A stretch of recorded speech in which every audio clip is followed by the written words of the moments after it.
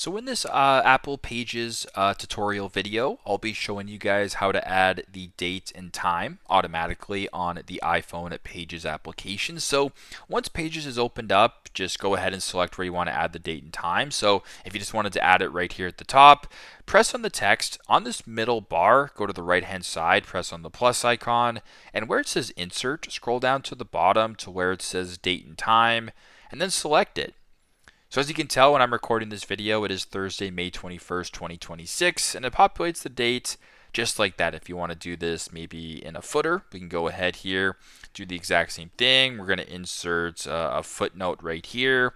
Then we're in the footnote, we're going to go ahead and insert the date and time if you want to go ahead and do that.